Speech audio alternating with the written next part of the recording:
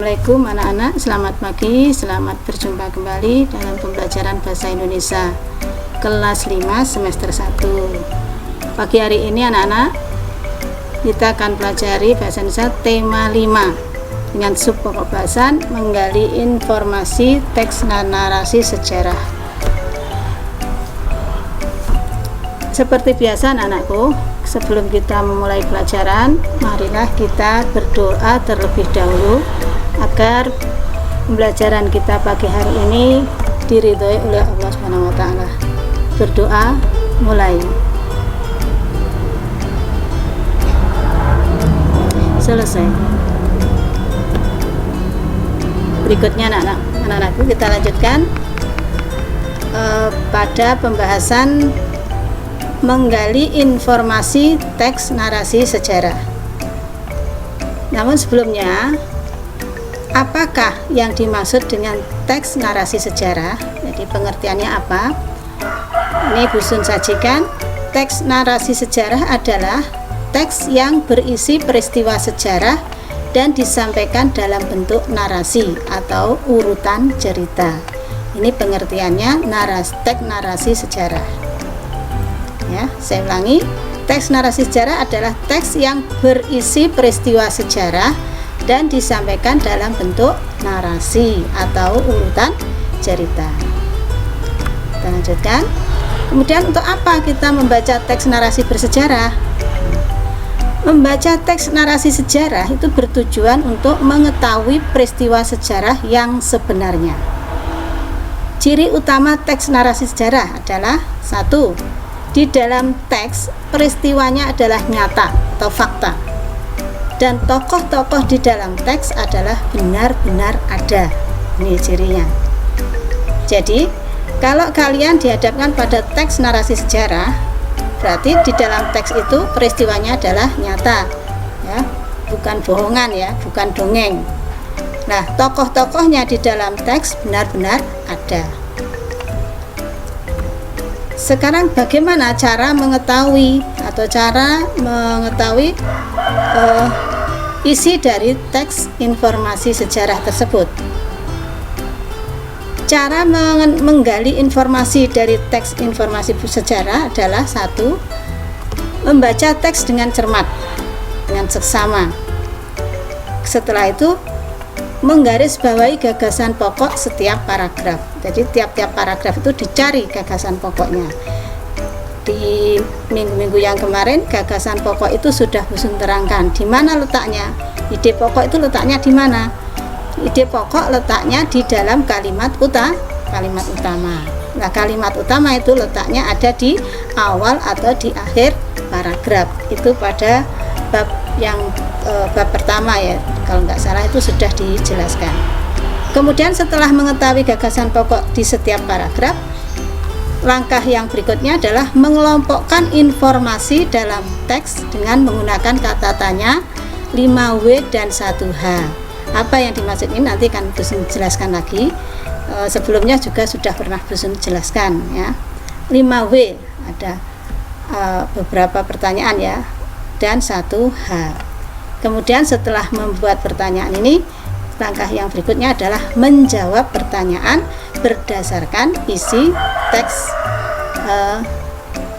narasi sejarah. Oke, sampai di sini kalian paham? Nah, apa yang dimaksud dengan 5W 1H tadi? Nah, ini dulu pernah Bu Sun jelaskan, ya, ini, ya. Kita ulangi lagi. W yang pertama yaitu where. Where itu bahasa Inggris, Dek, ya. Bahasa Indonesianya adalah artinya di mana. Where itu di mana. Nah, digunakan untuk menanyakan tempat atau lokasi peristiwa di dalam teks. W yang kedua adalah when, kapan. Digunakan untuk menanyakan waktu terjadinya suatu peristiwa dalam teks narasi bersejarah. Kemudian who, ya, who, siapa, digunakan untuk menanyakan orang atau hal yang terlibat di dalam teks. Who, siapa. Kemudian why, mengapa. digunakan untuk menanyakan penyebab terjadinya suatu kejadian di dalam teks. Kejadian apa yang terjadi di situ? Mengapa? Dan how, bagaimana? Ini nanti yang 1H ya. Kita yang 5W dulu. What, apa? Biasanya digunakan untuk menanyakan hal atau peristiwa yang terjadi di dalam teks. Ini yang dimaksud dengan 5W. 1H-nya ini how, bagaimana, digunakan untuk menanyakan keadaan atau cara yang dijelaskan di dalam teks. Nah, ini digunakan untuk mengetahui isi teks narasi bersejarah tadi, narasi sejarah ya. Nah, untuk mengetahui isinya bisa menggunakan 5 pertanyaan, 5W dan 1H ini. Nanti bisa kalian baca-baca kembali di buku kalian agar kalian lebih jelas. Akan Busun kasih contoh ya dalam bentuk teks. Ayo baca contoh teks narasi sejarah berikut ini. Judulnya Bung Tomo Sang Pembakar Semangat Pahlawan Surabaya. Di buku paket kalian halaman 58. Itu bisa kalian buka ya. Bicara tentang, di paragraf 1, bicara tentang Hari Pahlawan, tentu tidak bisa terlepas dari tokoh Sutomo atau lebih dikenal dengan Bung Tomo. Bung Tomo lahir di Surabaya pada 3 Oktober 1920. Bung Tomo tumbuh menjadi sosok yang jujur dan penuh semangat. Prestasi yang dicapainya saat berusia 17 tahun berhasil membawa Bung Tomo menjadi sosok yang dikenal masyarakat. Kala itu, Bung Tomo berhasil menjadi orang kedua di Hindia Belanda yang mencapai peringkat Pandu Garuda pada 1942. Hanya ada 3 orang Indonesia yang bisa mencapai peringkat ini. Prestasi Bung Tomo tak hanya itu saja. Bung Tomo juga pernah meraih kesuksesan sebagai jurnalis. Nah, kita bahas di paragraf pertama aja dulu ya. Nanti paragraf kedua bisa kalian pelajari sendiri. Di paragraf pertama ini kalian mencari, setelah membaca dengan seksama tadi, kalian cari ide pokoknya di dalam kalimat utama. Nah, kalimat utamanya itu ada di awal paragraf. Ide pokoknya apa, Dek? Bicara tentang Hari Pahlawan tentu tidak bisa terlepas dari tokoh Sutomo atau lebih dikenal dengan Bung Tomo.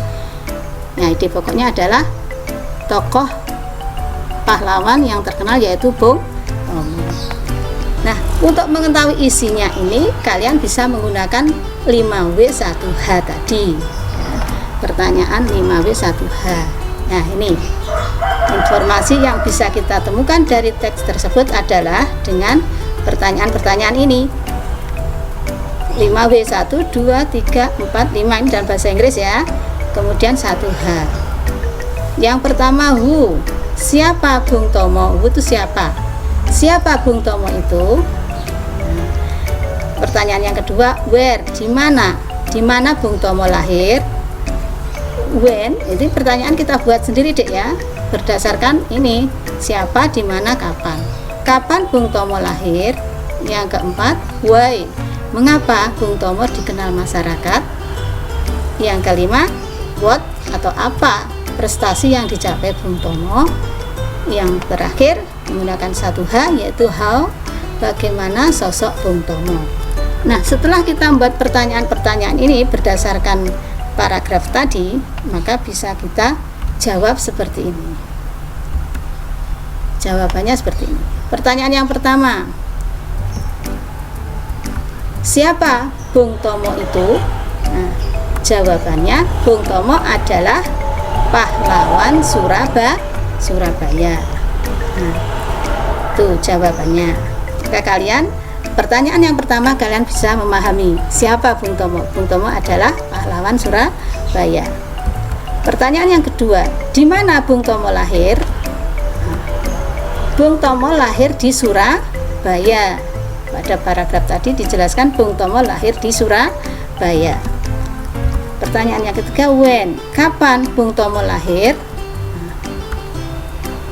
Bung Tomo lahir pada 3 Oktober 1920. Nah, kita lanjutkan ke pertanyaan yang keempat. Why? Mengapa Bung Tomo dikenal masyarakat? Nah, jawabannya adalah karena di usia 17 tahun Bung Tomo sudah meraih prestasi. Titik-titik tadi ya, prestasi yaitu mendapatkan gelar Pandu Garuda tadi. Dan kita lanjutkan. Pertanyaan yang kelima, what? Apa prestasi yang dicapai Bung Tomo? Nah, mengapa tadi saya? Apa prestasi yang dicapai oleh Bung Tomo? Nomor 5. Prestasi yang dicapai oleh Bung Tomo adalah orang kedua di Hindia Belanda, menjadi orang kedua di Hindia Belanda dan jurnalis yang sukses. Nah, ini. Kemudian pertanyaan yang keenam, how? Bagaimana ya, how atau bagaimana sosok Bung Tomo? Bung Tomo adalah sosok yang jujur dan penuh semangat. Nah, dari 6 pertanyaan, 5W dan 1H tadi, maka kita akan mengetahui isi dari paragraf pertama tadi. Dapat disimpulkan paragraf yang pertama ini berisi tentang sejarah kehidupan Bung Tomo. Bung Tomo adalah seorang pahlawan di Surabaya. Dia lahir di Surabaya pada tanggal 3 Oktober tahun 1920. Bung Tomo dikenal sebagai sosok yang jujur dan penuh semangat. Bung Tomo meraih prestasi di usia masih sangat muda, yaitu usia 17 tahun. Yaitu prestasinya berhasil membawa Bung Tomo menjadi sosok yang dikenal masyarakat, yaitu sebagai Pandu Garuda di tahun 1942 dan sebagai seorang jurnalis yang handal, yang sukses. Nah, pertanyaan 5W1H tadi tujuannya adalah mengetahui isi daripada para paragraf. Dari sini kalian bisa memahami, Dek, buat apa kita membuat pertanyaan-pertanyaan tadi. Fungsinya adalah agar kita mengetahui isi daripada paragraf dalam teks narasi tadi. Nah, agar kalian lebih bisa memahami lagi, cobalah kalian berlatih secara mandiri dengan menggali informasi teks narasi. Coba kalian buka buku paket kalian halaman 61, kegiatan 5.1. Tugas kalian, bacalah seksama sejarah Tuanku Imam Bonjol. Biar kalian paham ya, pahlawan-pahlawan nasional kita itu banyak sekali, Dek ya. Tadi kita sudah mengenal Bung Tomo. Sekarang tugas kalian mengenal Tuanku Imam Bonjol. Siapa ini? Dari mana? Kemudian bagaimana? Nah, itu kalian nanti tugas kalian mencari untuk mengetahui, menggali siapa pahlawan Tuanku Imam Bonjol ini. Caranya bagaimana?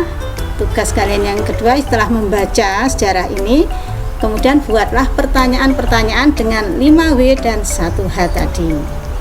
Ya. Siapa, bagaimana, mengapa, di mana. Nah, berdasarkan isi daripada teks yang mengisahkan tentang Tuanku Imam Bonjol. Ini cobalah kalian berlatih, benar-benar berlatih agar kalian memahaminya, Dek ya. Satu, kalian paham tentang teks narasi. Yang kedua, kalian bisa memahami tentang sejarah pahlawan nasional kita, karena pahlawan kita itu banyak sekali ya. Kita sebagai anak bangsa yang cinta Indonesia, agar Indonesia itu menjadi Indonesia yang besar, maka tugas kalian adalah mengenal sejarah tentang Indonesia, termasuk siapa pahlawan-pahlawan Indonesia. Dengan begitu, maka rasa kebangsaan kita terhadap Indonesia akan semakin baik dan semakin kuat mengkokohkan persatuan kesatuan kita. Sampai di sini Dek pembelajaran kita pagi hari ini. Mudah-mudahan apa yang Bu Sin sampaikan bisa menambah wawasan dan menambah pengetahuan kalian. Terima kasih. Wassalamualaikum warahmatullahi wabarakatuh.